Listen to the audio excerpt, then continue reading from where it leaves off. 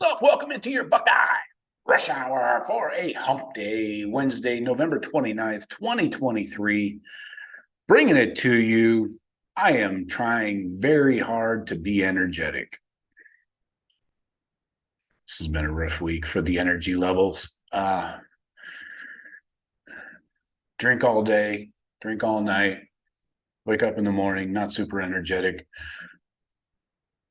Not very energetic all day, drink some more. But anyways, enough about me. Let's talk about you. No, let's talk about some recruiting updates and some portal targets slash who we should go after. Well, positions, not just people. So let's get into it. All right. Question for the chat. So as you come in through the door, first of all, hit the thumbs up. I greatly appreciate it. I consider it a close personal favor to me. Secondly, should Ohio State go after a quarterback in the portal? Yes or no? Just a Y or N, whatever's easiest for you. Should Ohio State go after a portal quarterback? Obviously, to start at quarterback in 2024. Or just for competition, whatever your reasoning, doesn't matter. Should Ohio State go get a portal quarterback for 2024? All right. So we're going to start off on the defensive side of the ball, though, with D lineman Carlin Jones. Just last night, he officially decommitted from Nebraska, and this could be NIL related, so you got to keep that in mind. So he's a 6'2.5", 285 out of Bay City, Texas. He's an 8'9", 3'4" composite, nationally ranked number 410 overall, number 45 D lineman, number 62 player in the state of Texas. He will be taking an official visit to Columbus December 8th through 10th, so a week from Friday. Yeah. He was offered about a month ago.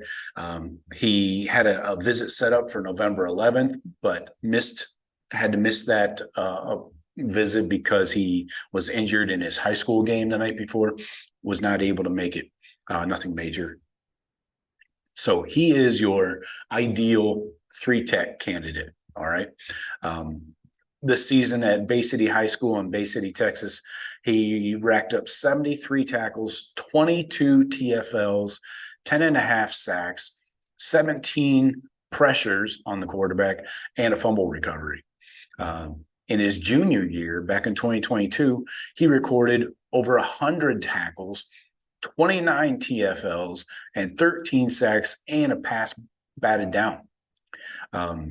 He has been exceptionally eager to visit the Buckeyes. Larry Johnson working hard on that relationship for a while now, of course. Now, he does also have a visit to K-State on the docket after his visit to Ohio State. Don't forget, December 20th, I believe, is the first signing day. There's also rumors that Texas A&M are in the mix. But if Ohio State gets Jones on campus as planned next weekend, there's a good chance that he'll scratch those other visits or the other visit to K-State. So feel really good about him. Buckeyes going big man shopping on the D line. Missed out on a lot of edge rushers, obviously, that would complement the DNs, but we got a D lineman here. Up next, Amaris Williams. 1 second. Yeah. Gasoline. Amaris Williams, D lineman out of Clinton, North Carolina. He is currently a Florida commit. He is on flip watch because the position coach, the D-line coach, Sean Spencer, the guy responsible for getting Williams verbal to the Gators, was fired earlier this week. So that's probably not good for her commit. He's been committed to Florida since mid-June. He's gotten crystal balls to Ohio State, 2 of them. So he would be considered a strong side D-end, your JT Tuamoloau type. He's 6'3", 270, 4-star, 9'3", 4'4", rating. He's ranked number 157 overall, number 21 D lineman, number 4 player in the state of North Carolina. Now, besides his would-be position coach getting fired there at Florida, the Buckeyes are also dealing with their issues on the recruiting trail here, because you always have the rumors every year of whether Larry Johnson is retiring or not. So this opens the door for other schools to get involved, of course. So there's rumors that Auburn and Georgia are getting involved with him. And then the other concern, obviously, is somebody coming in with a monster NIL offer that could completely change everything, So we'll see what happens there. Again, he's got 4 weeks until signing day almost. So you already got Justin Scott, the big man down in the middle, the 5-star, Edric Houston, the other strong side defensive end. You got Eric Mensah, the interior guy. So going after a couple strong side DNs. We really don't have that, faster, lighter, weak side DN, like a Lightfoot or somebody like that.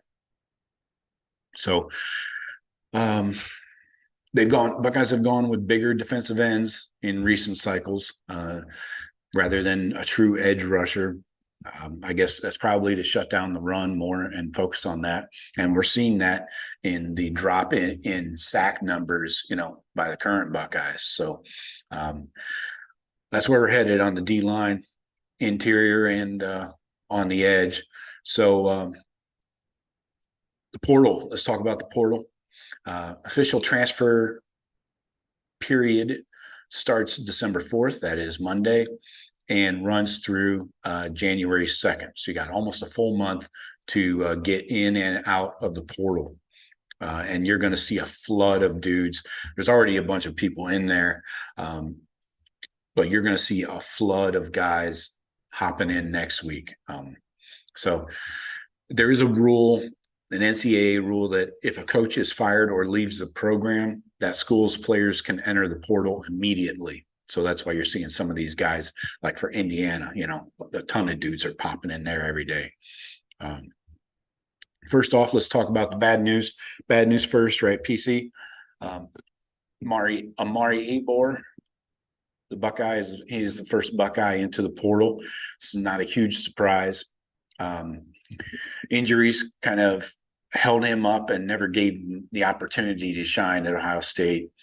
He's a former 4-star recruit from Texas. He seemed to be frequently looking for a way out. He wasn't even hiding it. He was posting on social media that made it clear he was open to other options. So he's hopped in the portal. He only played in 6 games, had 2 tackles and a TFL, all in garbage time. Wish him the best. It does kind of thin out the defensive line room a little bit if Jack and JT both jump. Probably Tyleek and Mike Hall both jump as well. You could lose 4 starters right there. So we'll see what happens. So as far as Ohio State's portal needs and targets, fundamentally, Ohio State's not going to change its strategy in the portal and what they do. They aren't going to overreact and go all in on the portal, but they're going to continue to be selective. That's what they've been in the past, right? High school recruiting is still going to be the main focus when it comes to Ohio State's, talent acquisition, general management type stuff. But Ryan Day and his coaches are aware that there's plenty of holes to fill when they look at the 2024 roster. And we haven't even gotten decisions from everybody. When you start at the O-line, obvious areas of need, you got Matt Jones. He's probably the only one that's going to leave. At least, he's out of eligibility. Who knows if anybody else is going to hop in the portal. There's quite a few guys that have gotten 0 playing time all year. And I would expect the Buckeyes to add a high-level tackle if they can. Last year was not a great offensive line portal season. But so Indiana's Carter Smith, University of Indiana. Carter Smith, he's a tackle. He's from Columbus, from Powell. I believe he went to one of the Olentangy schools off the top of my head. He announced he'll be in the portal and has already made it clear that he'd love to hear from the Buckeyes. He was a 3-star coming out. That's why he ended up at Indiana. Never got an Ohio State offer. Then you got another Ohioan, Zeke Correll. He's announced he'll be leaving Notre Dame. So there's a possibility if the Buckeyes want to replace Matt Jones with somebody that's a ready-made guard. I know he played some center, but I think he only has 1 year remaining of eligibility, whereas Carter Smith, the tackle, has 3. So that's O-line. Those are O-line options just right off the top that we know are going to be available. Now, linebacker is another position where we're going to need depth. You're losing Steele and Tommy. So they only have 2 currently committed for the 24 class, and they're going to continue working on some dudes. They're not going to be content with just the 2. Then you also got the portal, of course, but we're waiting on a decision from Cody Simon if he's going to either transfer, go to the league, or whatever. So that's another position. So the Buckeyes are going to actively pursue linebackers in the portal. But when it comes to recruiting, in the last few weeks, there's been some almost revived, continued interest from Kingston Viliamuasa. I remember him, the Notre Dame commit from Mater Dei out in California. On his social media accounts, he's been liking Ohio State related posts. So, maybe still in love with the Buckeyes a little bit. It's worth noting that because of the way his recruitment went and his Notre Dame commitment went, this is important, because his mom basically was the one that made the decision for him to go to Notre Dame. So Laurinaitis has stayed in contact with KVA, and that's what we're going to continue to call him. The Buckeyes have 100% believe that they were 100% the top choice for KVA, even when he committed to Notre Dame. Again, the heavy influence from his mother. But Notre Dame head coach Marcus Freeman is going to continue hammering home the point that Laurinaitis is just a graduate assistant right now. He could be gone tomorrow because he's not a full-time coach. Is going to be the recruiting pitch. So a last-minute flip by KVA would mean he believes or is told by Ohio State or Ryan Day that Laurinaitis would be his position coach for the long term. So you can kind of read between the lines there. Hold up. All right. Continuing. So positions that we're likely not going to target in the portal, from what we're hearing, it's unlikely that there's going to be any movement at wide receiver, running back, or cornerback based on the roster as it is today. Now, if guys get in the portal from those positions, then things could obviously change. I'm on the fence on quarterback. That's why I asked you guys the question. I want to see where your head is at and what you're thinking. But there's been a lot of talk about players that are rumored to enter the portal, like Washington State's quarterback Cam Ward. Supposedly, breaking rumor is that he has over 10 $1 million offers to transfer to different schools. Supposedly, quote unquote, confirmed schools interested are Miami, Ohio State, Texas A&M, Washington, and Auburn. He did finish number 4 in total passing yards in all of college football this year, and he would be one of the top returning quarterbacks coming back in all of college football. So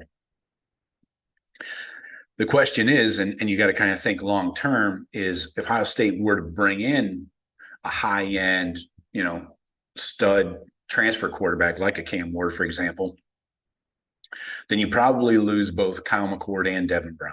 They probably both transfer out because you're bringing in a Cam Ward as an immediate starter, a stopgap for 2024. So if you bring in a one and done guy like him, 1 year of eligibility and then he's done, that keeps Lincoln Keenholz, my bad, and Aaron Nolan still on track though for their development. It would be as if Kyle was the starter again or Devin took over, whatever. So those guys would still be on track if we brought in a new starter for 2024 only. So I want to get your guys' thoughts. Hit me up in the live chat and let me know what you're thinking as far as bringing in a quarterback.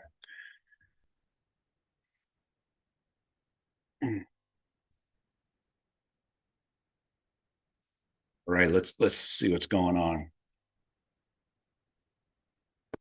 Okay. Doug is the first one in. He says, let's go Bucks. He said, still stings from the loss, but I'm good. Lots of fan bases would trade places with us. Yeah, good point. Odysseus says, if it's only a 1 year bridge gap, so yes, okay. Doug says, I don't think they should go after a QB that would reek of desperation and blow up the roster. I don't know if it exactly blows it up, though, but you would lose Kyle and Devin for sure. So if that's blowing up the roster and, I don't know. Odysseus says, don't want to lose future QBs like Nolan and St. Clair. I don't think you would if you brought in like a Cam Ward for 1 year, or somebody of that caliber. Odysseus says 9% chance to make CFP, apparently. Okay. Doug says, the kid that recently decommitted is supposed to be good. Don't rely on the star ratings. Matt Rule is a good evaluator of defensive linemen. Yeah, I don't hold that against him. I know star ratings don't mean everything. Larry knows what he likes. He's, been doing this for a long time. So I'm not holding any star ratings against anybody. Doug asks, has anyone heard how Edric Houston is doing? He collapsed after a game. Yeah, I haven't gotten an update on that. I think he's back to normal. Not sure what happened there. But yes, that's a good point, Doug. Odysseus says we go 180 on things. Too much rotation last year and too little this year for the D-line. Yeah, I mean, it's probably hard to find that balance, right? I mean, you want to play your stars as much as possible, but you don't want to overplay them, right? Where they're tired and gassed at the end of the game or the end of the year. I think we saw the stars out there, especially Jack and JT, a lot more this year, just throughout the year. Doug says he posted something about having surgery this season, and then a few weeks later I saw him get a tackle. Weird. Okay. I'll check up on Edric. Buckeye 7084 says, agree if he's not a sure starter, but really why bring one in if not being starter with 1 year eligibility guy? I believe Day has one hell of a convincing job to keep Devin Brown from transferring out. Fair point. I think if you're going to try and keep Devin Brown from transferring out, you're going to have to tell Devin Brown and the rest of the quarterbacks that you're opening up the competition again, for 2024. Odysseus, yes, we do need to hit the portal hard on O-line. Yep. That's why I brought up those first two guys, Corral and Carter Smith. Doug says, darn right, Odysseus, our linebackers and defensive linemen were running on fumes, and we were best up once again come November. Busted up once again come November. Tommy definitely was dinged up, but I don't know about Steele and Cody. I don't think that's the case. But again, losing two of our guys are Yeah, you're going to have to replace them. Doug says, I hope Hancock comes back. I agree with that. Odysseus says, CJ Hicks and Gabe Powers needed more reps this year. Yeah, that's the downside of, wanting to play your stars more. If you want to play the starters more, younger guys aren't going to get playing time. Same for the D line, linebackers, doesn't matter what position, right? I mean, it's one or the other. You can't do both. Doug says, been reading that Peyton Pierce, the linebacker recruit from Texas, has been tearing it up. Yeah, he had like 20 tackles in a playoff game, man, a couple weeks ago. Dude's a monster. Buckeye 7084 says D-line and O-line and LB are first areas needing transfers. Yep. Doug says, I was saying that all year. Powers and Hicks are going to be green as grass next season. Tommy and Steele are running to the ground. Yeah. I know. Vadis. Can he scramble? Yes. Cam Ward. That's who you're asking about? Yeah, he's got legs on him. Odysseus, Cryami will probably pay him 10 mil. Cryami, that's a new one. Buckeye Productions, what's up, Frank? This blows. Ken Dog. And the problem there is ... I don't know. Anyway, keep it moving. Doug says, damn, I didn't hear who you're talking about. My granddaughter was in my ear. When? You can rewind. You can skip back. Kovadi says, yes, he can. I assume you're talking about Cam Ward, yeah. Buckeye 7084, really coaching changes need done now. Laurinaitis needs coaching status now with special teams coach.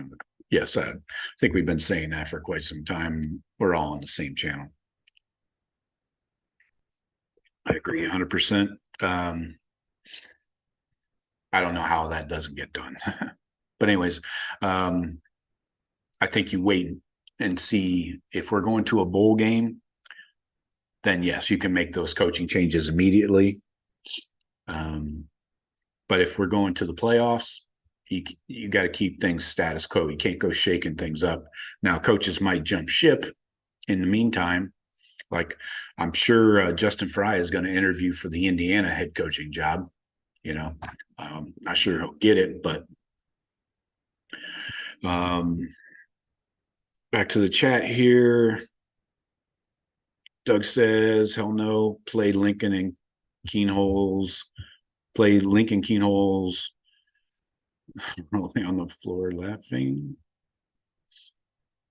Yeah, I don't know about that. I don't think that's realistic. Ken Dog says Brown and McCord could hit the road. All right.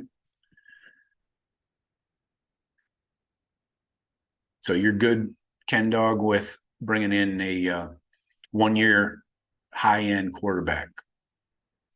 I think I am too. Maybe you get lucky and one of those guys sticks around, but I kind of doubt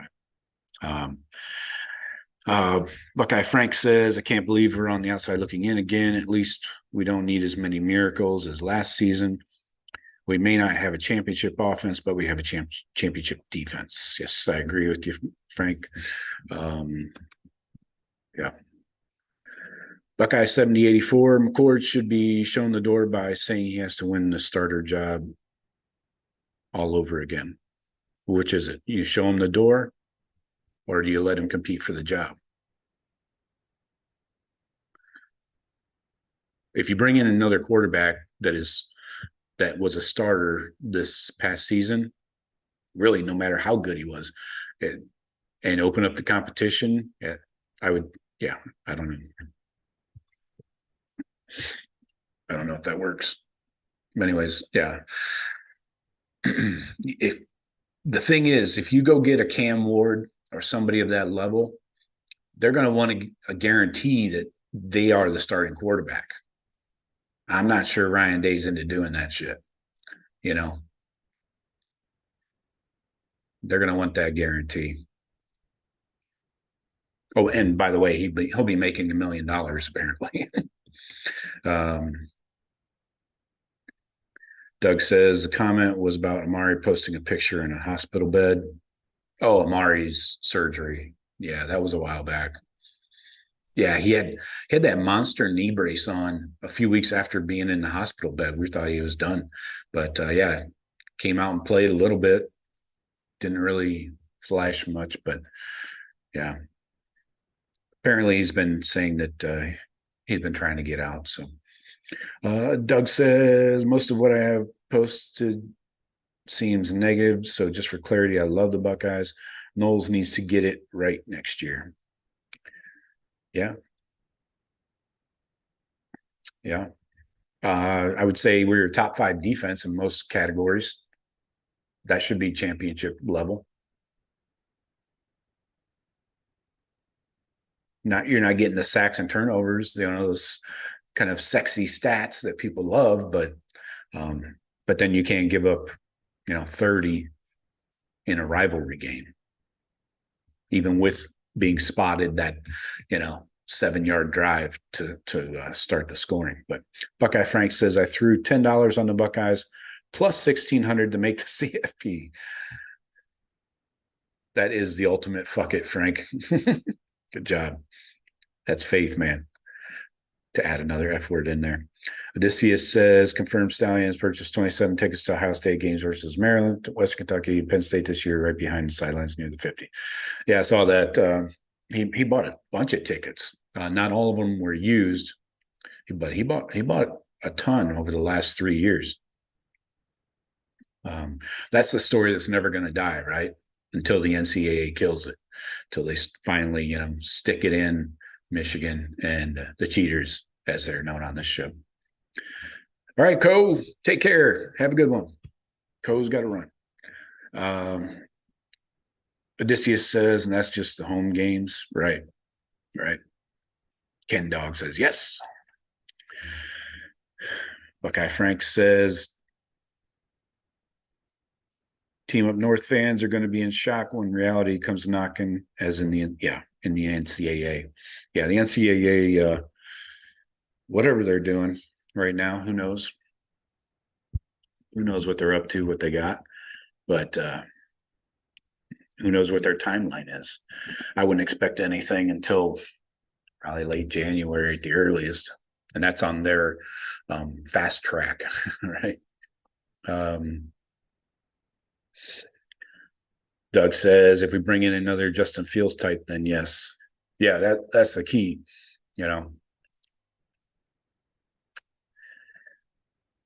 That's the key. If you're going to bring in a high-level quarterback, he's going to want to be guaranteed the job. And you got to assume Fields was guaranteed that starting job. Not only do we have a lack of options. David says, I'd start Keenholes this year, let Kyle and Devin walk, load up the O-line and linebackers in the portal. Okay. So who's your backup? Aaron Nolan, true freshman? No, you got to go into the portal then and go get yourself a Chris Chugginoff, or Jebbia, somebody like that. You're going to need Ryan Day wants 4. He always wants 4 scholarship quarterbacks in the quarterback room. So if Kyle and Devin both walk, that leaves you with Keenholes and Aaron Nolan. You got to go get 2 more. Odysseus says, only entertain if Cam Ward is the next Fields. Yeah. Well, at least he's done it on the Power 5 level.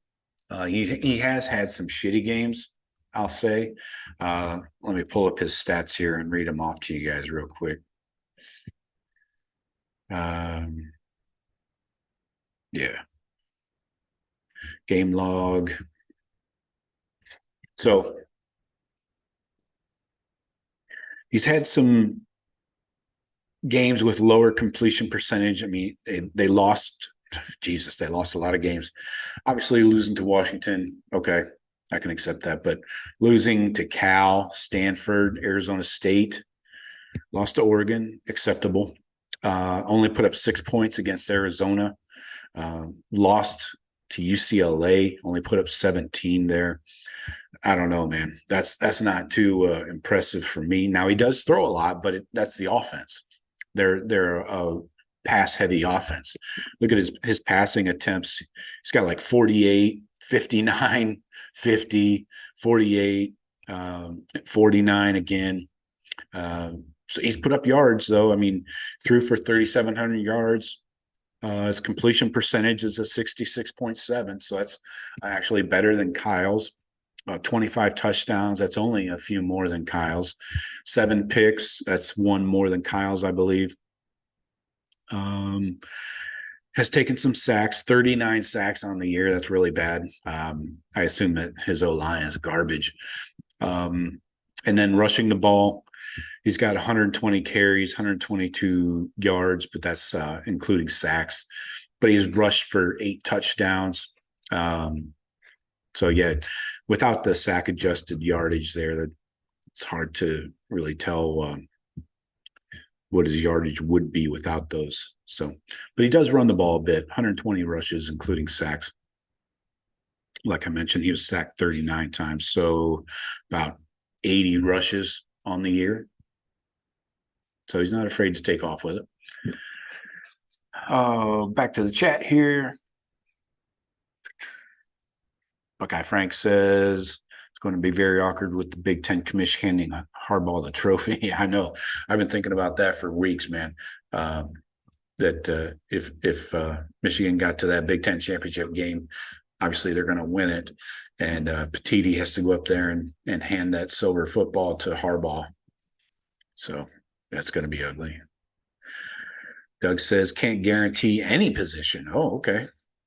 So everybody's on the shit list. Nobody's guaranteed a position. Huh? Okay. Seems a bit extreme, but okay. Odysseus says Petiti should have thought of that when he gave them a slap on the wrist. Yeah. Legit point. Doug says McCord will be better next season. I hope much better. That's what I'm hoping. That's exactly what I'm hoping. Hey, folks, please hit the like button for me. I'd appreciate it. Thank you very much. Frank says, I don't know why Day or Knowles can't find a middle ground. It's always one extreme or the other. It seems either too aggressive or too conservative. Yeah, or at least aggressive or conservative at the wrong times. There are times, when you could be more aggressive or you should be more conservative, but it really doesn't look like, I don't know. Looks like there's not consistency. That's the way it looks.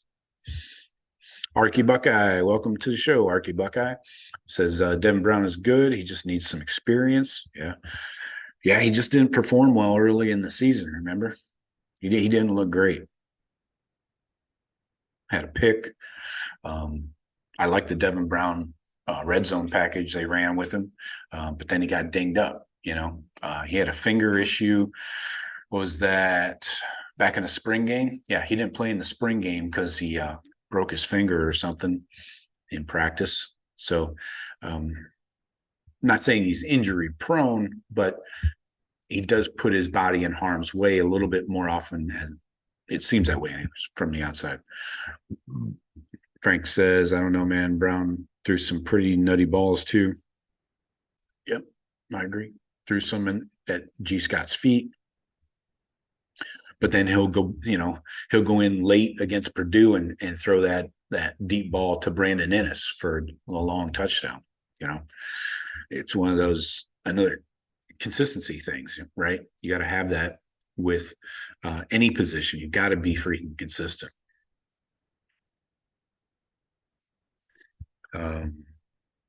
Odysseus says Knowles needed to send more blitzes on Saturday. Yeah, 4 is not enough. I'll say that 4 is not enough. Again, probably a little PTSD from last year's game, where they sent too many. there is a happy medium somewhere, especially on that 7-minute drive in the fourth quarter. You got to take more chances and get off the field. Frank says, absolutely. How could Knowles not see the drop off in JJ's stats when pressured? It's a good point. Very good point. Most quarterbacks, are less, are worse when they're rushed. Odysseus on a TCU end last drive. David says, what's up with Arch Manning? Do you see as a possibility, or could you see another SEC team swiping him up? I'm looking for Malik Murphy, the backup quarterback behind Quinn Ewers. I'm not really interested in Arch Manning so much. I'm not sure he played against really tough high school competition, but Malik Murphy I really like. I want to see what he does after this week. And if they do make the playoffs, he'll obviously probably stick with the team. But I'm very interested in what Malik Murphy is going to do. I would take him in a heartbeat. He's a big dude. Got a cannon too. So, yeah, Arch Manning is Southern McCord, says Odysseus. Excellent point. Doug says, how much of the offensive struggles were due to the loss of Kevin Wilson? I think that's something you can point to, not having his experience up in the box, looking at it from overhead. I think you could put something on that. Not having that voice, suggesting things or giving you his input. I could see that being an issue. I agree. Frank says, right, I can see why the competition went into the season now. Yeah.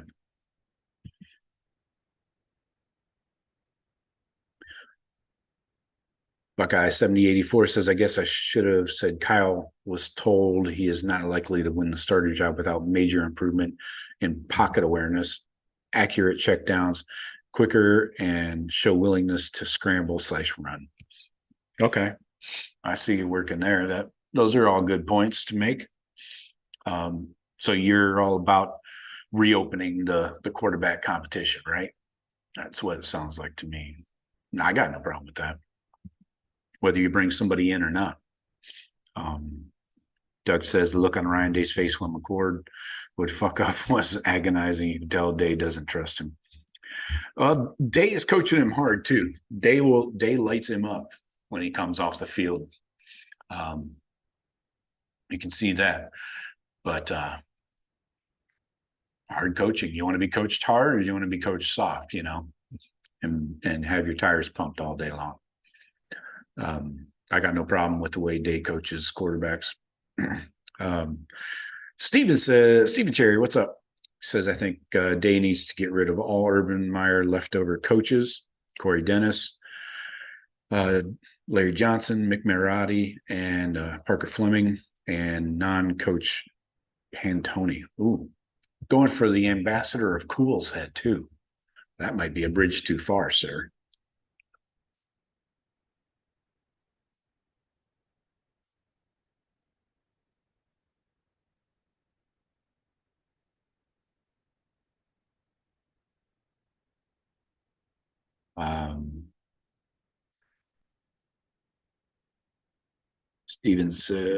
Doug says, I saw Arch Manning throw multiple interceptions in a high school game. Yeah, I that and just the quality of the talent. I don't think he played against great talent. Frank says, EO, what was that behind you, Joe? I don't know. I didn't see anything. What'd you see?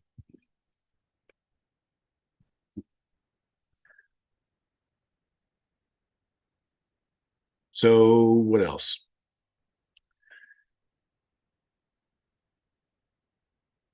Anything else we need to look at?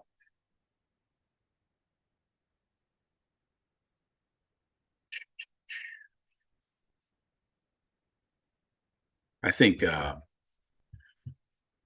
what's up with Malik Murphy? Let's see how he fared this year, filling in for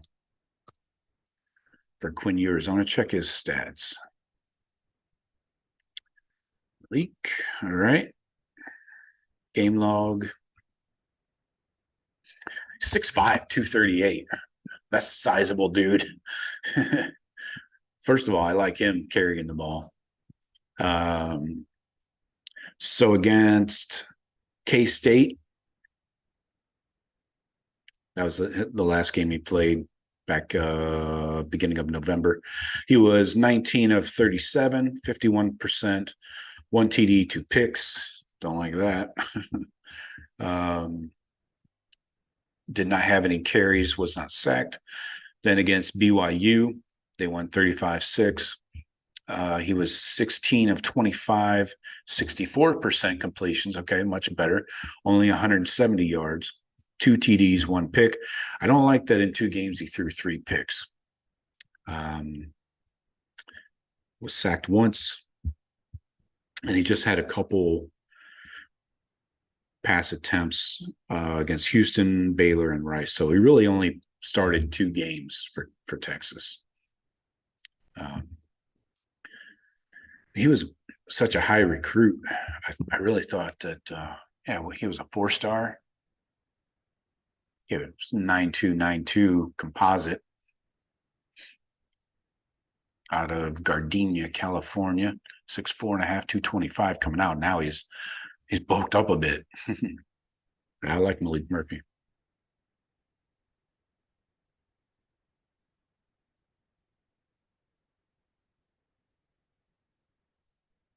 I didn't see anybody in a towel, Frank. Christian says, do you expect James Laurinaitis to be hired full-time as linebacker coach? Yes, I do. I do. You got to. If you want to have solid linebacker recruiting, you got to have Laurinaitis as a full-time coach, because other teams are going to, like I mentioned earlier, Notre Dame's going to use the fact that he's a grad assistant against him in recruiting, like with KVA, the linebacker. They're going to use the fact that Laurinaitis is not a full-time coach against him. So, yeah, I think you have to. Odysseus says, perfect season. We get in CFP, beat TCUN for the Natty, and next day the hammer drops. Yeah, the next day the hammer drops is going to be interesting. But I do love the perfect end to the season. Doug says, it isn't a strength and a conditioning issue. It is not rotating enough players so the starters aren't injured and or gassed when you need them in November. Yeah, I understand.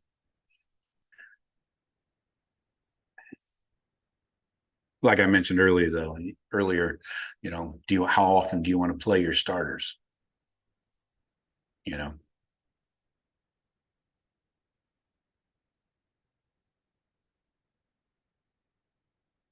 Especially in tight games. But I get your point, Doug. Steven says, is Hartline overrated as a wide receiver coach? He is an elite recruiter. You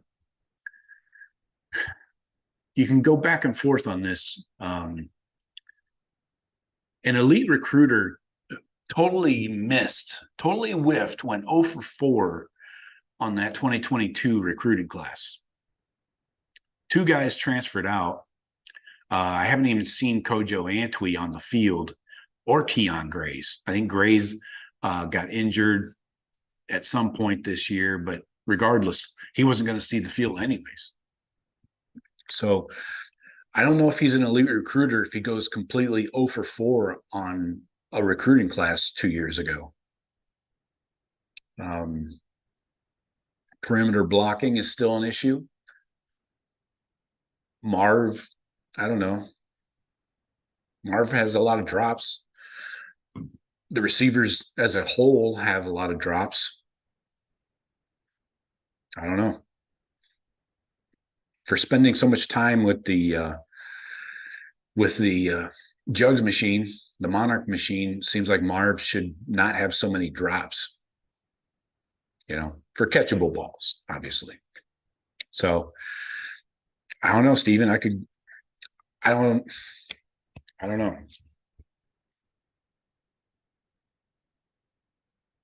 Not impressed. Not impressed with the level of play on the field. But he's, if he gets Jeremiah Smith in this class, which he should, I don't see an issue. But with him, got Ennis and Tate last year. So I don't know. But still, that 22 class still sticks in my craw. I'm not going to forget that. And Caleb Burton and Caleb Brown aren't even hardly playing it where they transferred. It's like, well, what the hell did you see in those two guys to make you think they were Ohio State caliber? I don't know. That's always going to stick in the back of my mind, along with the perimeter blocking, downfield blocking. Fleming's the only one that grades out well there. I think I gave you guys the grades on the season for the downfield blocking by the receivers. I can pull that up real quick.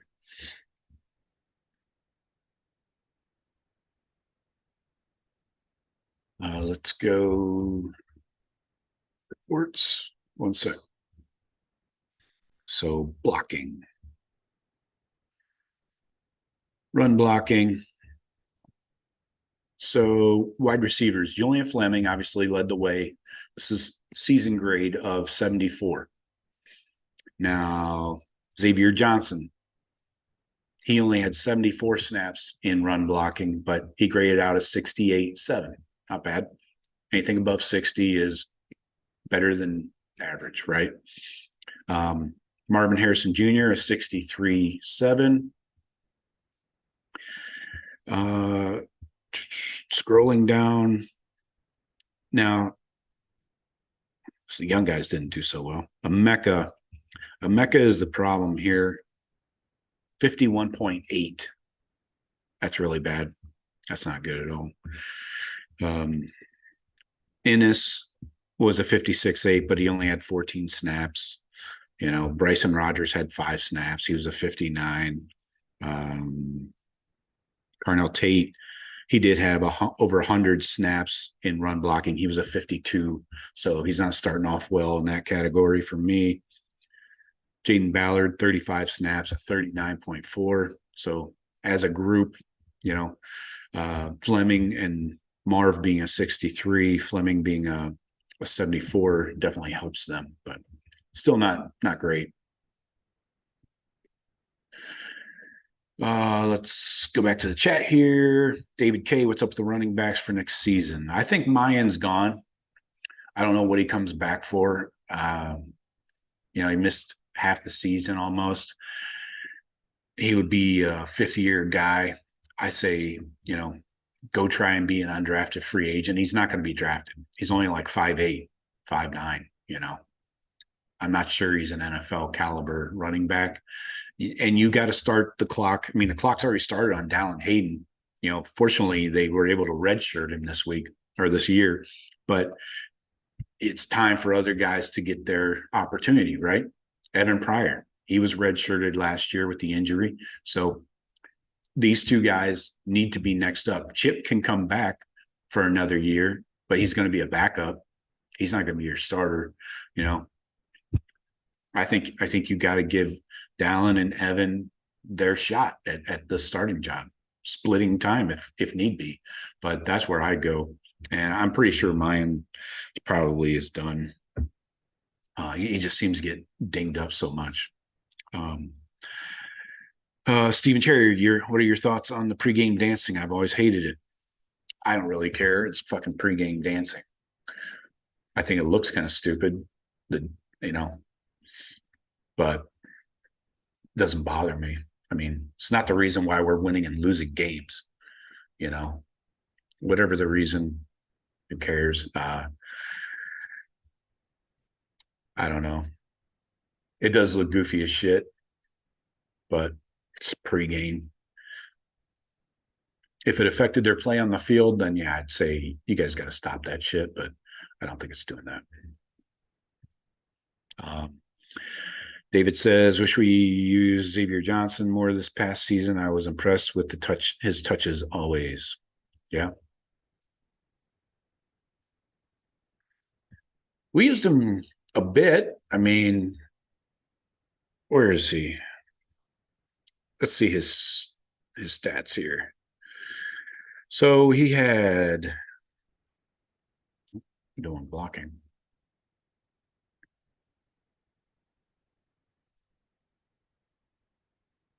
God damn it.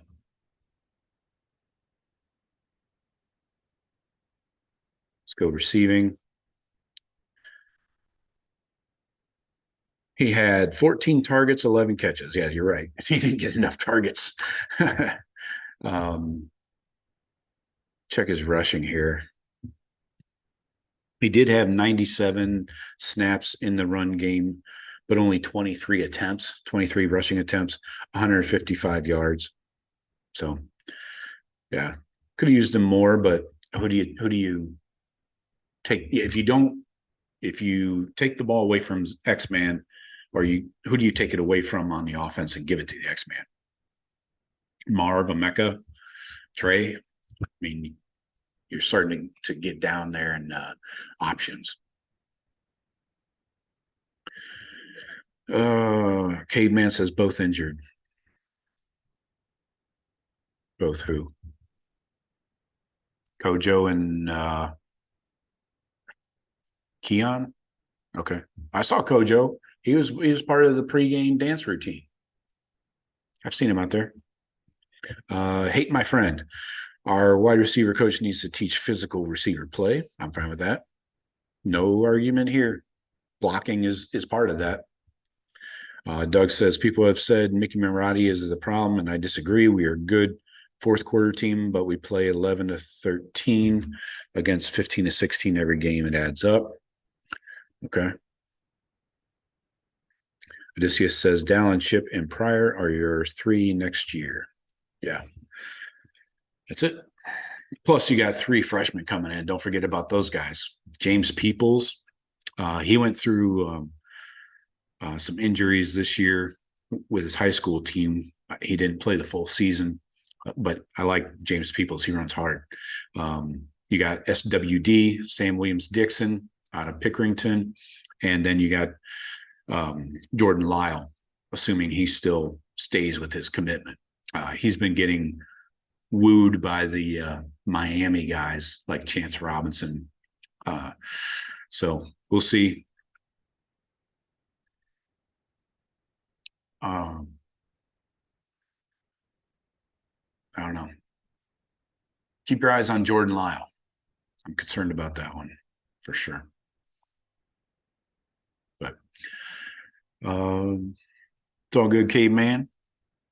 Do I think Ballard transfers? I think he should if he wants to see the field. He doesn't seem too, I don't know. I don't really hear anything about him, so he doesn't really seem too upset about not playing.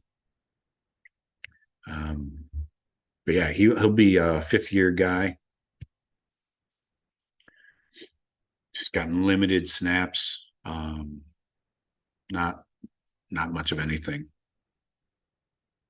Yeah. He had 100 snaps in 2022, then just 53 this past year. He was not injured that I'm aware of. So when your snaps get cut in half, that seems bad, right? So I believe he'll be a fourth year. Is he a fourth year? Or this should be his fourth, right?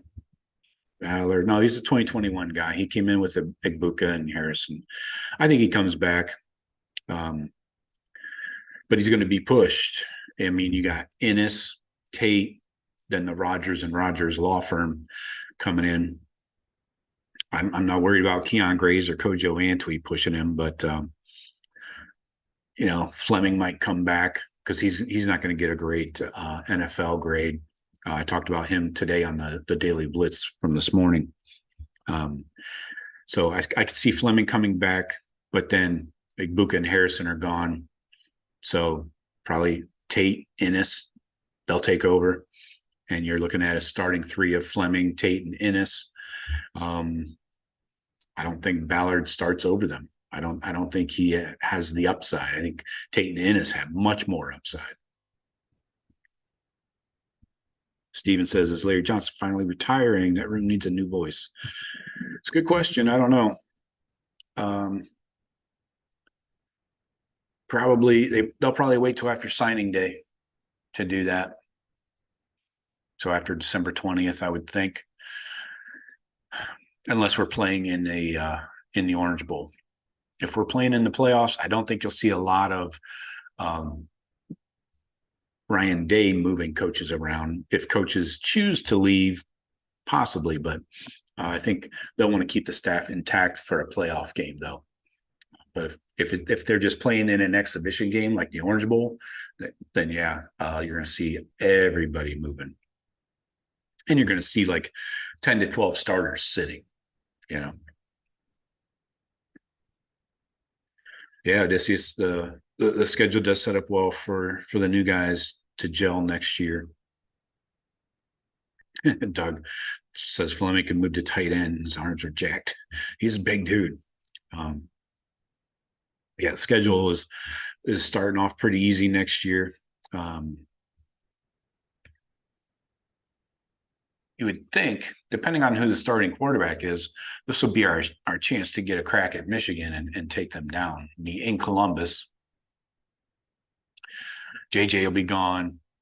Corum gone. 44 seniors should be gone unless they get another COVID year. So, yeah, the Oregon game is going to be a bitch. Again, who's your quarterback, and did we improve the O-line? Those are the big questions for me.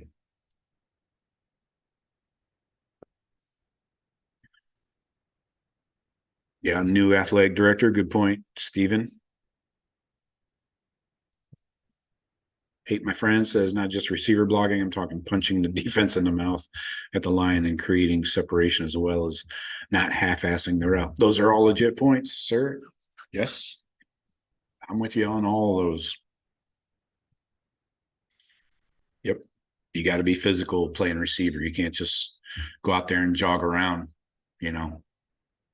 I'm with you.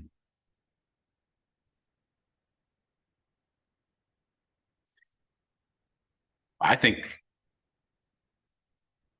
Doug, to your point, Doug says play Devin Brown in the third quarter of the bowl game and Kineholz in the fourth quarter. I think you go open competition for the quarterback job to start the bowl game.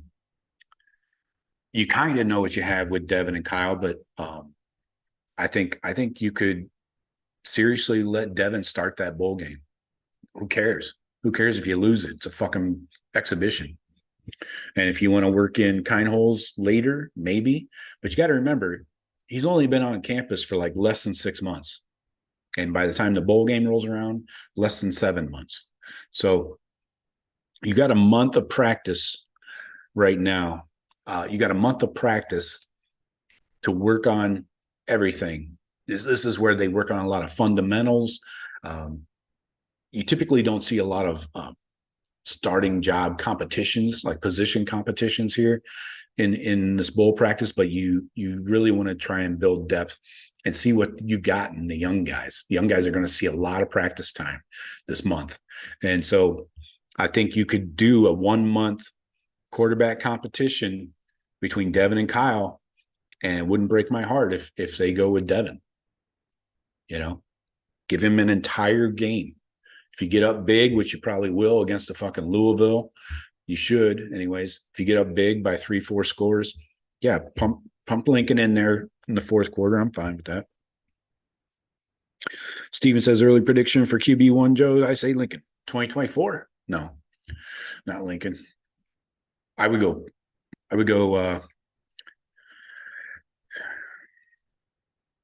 if they bring in a portal quarterback, the portal quarterback is the starter. Then if they bring in the portal quarterback, Kyle and Devin both leave. So I don't think it's Lincoln, though. Yeah.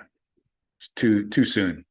1 year in the program is not enough. Ryan Day doesn't like starting dudes after just 1 year. I know you could say CJ, but CJ's different.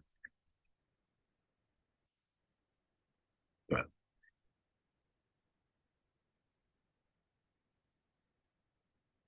Okay.